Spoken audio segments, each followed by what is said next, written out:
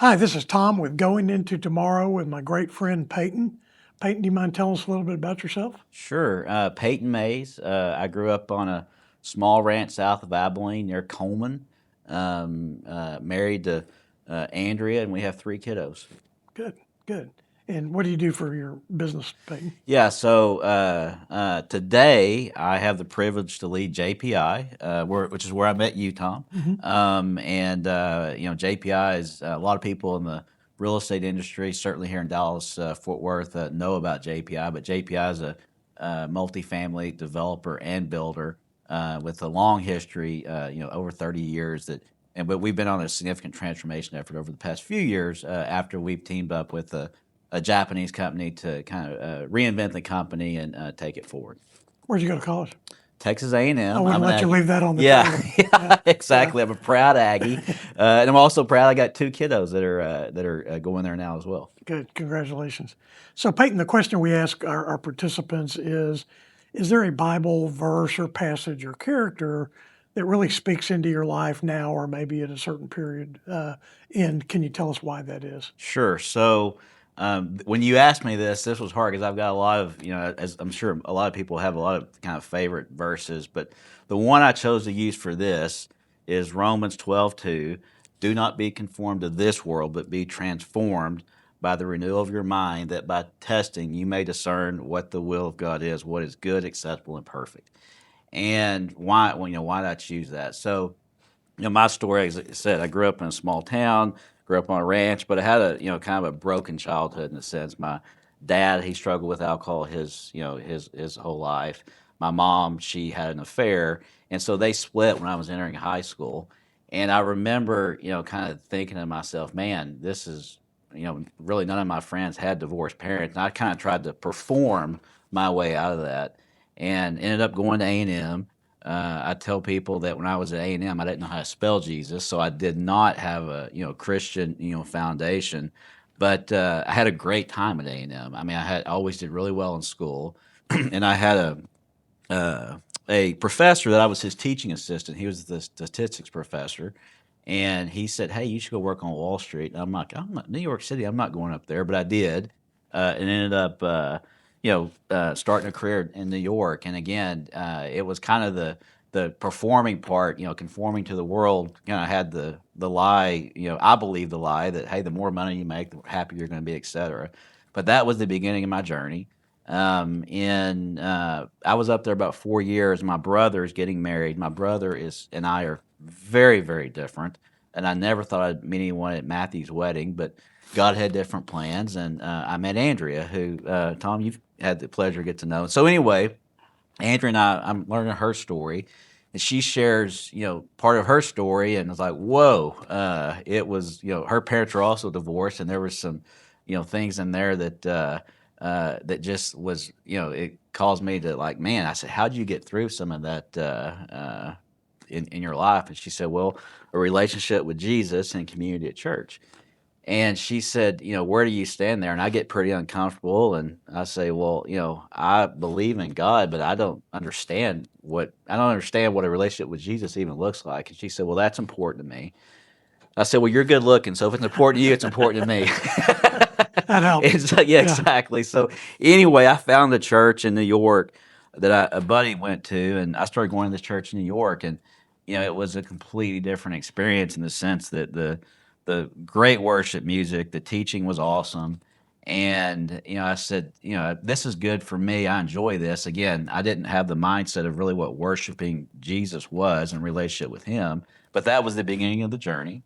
It still was more kind of a check the box though, where I would go, but during the rest of the week, I was chasing the next deal and again conforming to the world. Andrew and I, we did our relationship wrong from the get go. Had a lot of consequences from not doing things God's way, and again conforming to the world. And I will never forget the last week of March of '06. She calls me. She's 6 years younger than me. She's in Texas. I'm in New York. She says I'm pregnant, and that before we were married.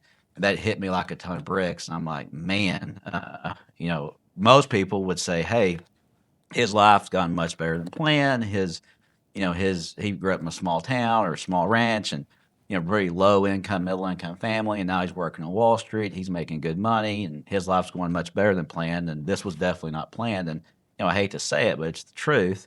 I told her, I said, Andrea, I think you should consider having an abortion. And thank God, she said, no, I'm not going to do that. And we had about a month and a half before then, we had started seeing a counselor because we were not doing things God's way, and there was consequences for that. And our counselor, Dr. Clark, very, very thankful for him that we had him in that season. And so Merritt, our son, was born November of '06, and just grateful for him because I think that's just he's a great example of something that God redeems all he allows. And even though we did things not God's way, Merritt is a great example of what kind of what came out of that. So anyway, today, as I said earlier, we have three kiddos: Merritt, Channing, and Stella.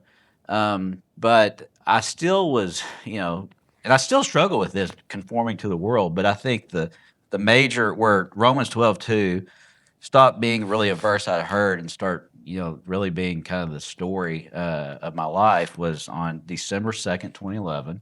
I was on a flight back from Sao Paulo to Dallas and was trying to get some sleep. And I hear this really loud banging sound, and I'm like, "Man, what the heck is that sound?" How everyone else was sound asleep, and I did not understand how they were sleeping as this loud noise. And if I asked the flight attendant, I said, "Ma'am, can you please adjust this beverage cart? Is that what's making that noise?" And she looked at me like I had three heads, and she said, "I don't hear anything." And I tell people now or then and now that I didn't hear an audible voice from God, but I think that was the Holy Spirit, beat me over the head, said, "Payton, quit chasing the money. It's never going to make you happy. Trust me and follow me, and I'll take care of everything else." And so, again, that was a huge turning point. I think prior to then, I just kind of we were going to church every week, but I still think I was just kind of going through the motions and checking the box, and again, conforming to this world, letting the world, write the script.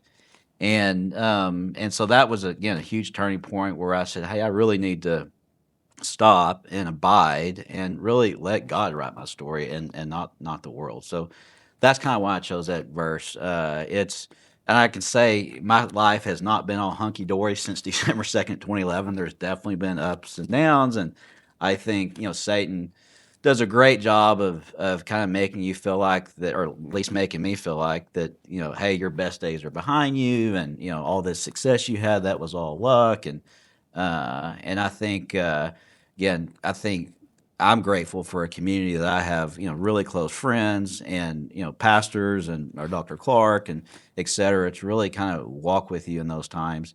And again, God's plan's a lot better than my plan. Well, it always is. Well, that is such an impactful story, and I think God's timing of putting Dr. Clark in your traffic pattern during that time, you and Yeah. Andrea's traffic pattern at the time was just profound. That's Yeah. really, really Yeah, cool. we've been seeing him for over 20 years, pretty Yeah. much every week for 20 years. So that's another thing that does not conform to this world. Right. And, Because people think we're crazy, but he's been awesome. but it's intentional, Yeah. right? Yeah, that's really cool. Thank you for sharing that. So Peyton, going into tomorrow, who can learn from that testimony and some of the path that you and Andrea have been on?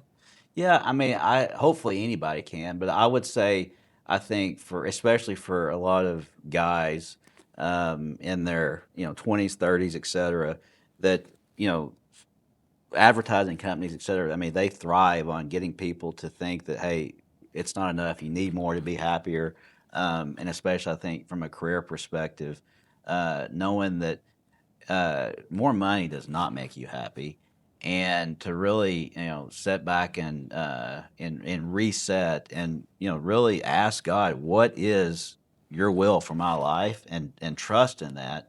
And if He says do X and X doesn't seem to make sense, that's fine.